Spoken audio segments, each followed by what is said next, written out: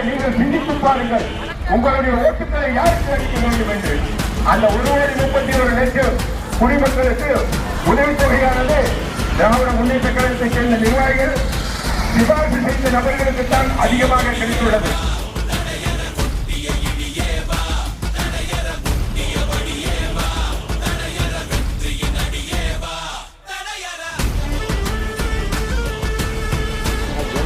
இப்படி ஒரு தேர்தல் கூட்ட பிரச்சாரம் அடைவது அனைவருக்கும் சந்தோஷமான நிகழ்ச்சி. இந்த தெருவில் தான் எங்கள் தொழிலும் நடக்கின்றது. மக்களுக்கு எல்லாரும் நன்றாக தெரியும். இப்போது தேர்தலுக்கும் தேசிய முற்போக்கு கூட்டணி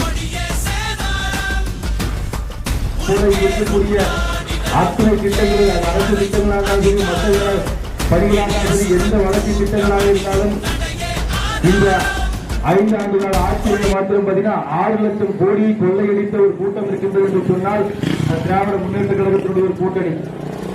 தமிழகத்தினுடைய கடன் கடந்த 4 ஆண்டு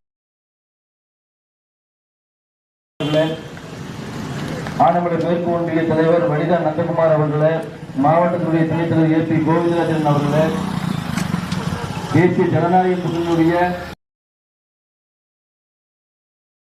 மூலமாக 2 வருஷத்துக்கு ஒருக்கா பிஜேபி தண்ணீர் கொடுத்து இருக்கக்கூடிய ஆனைமலை பகுதிகள் எல்லாம் 10 மாதங்களுக்கு ஒரு முறை தண்ணீர் கிடைப்பதற்காக ஒரு நீர் ஆதாரமாக செயல்படுத்த வேண்டும். அதுல இந்த அமிர்தத்தை பயன்படுத்துங்கன்னு சொல்லி பாரதிய ஜனதா கட்சியினுடைய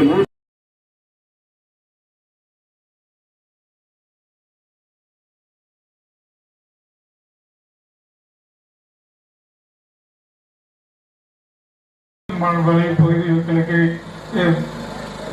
இப்போது நிகழ்வானது நடந்து கொண்டிருக்கிறது.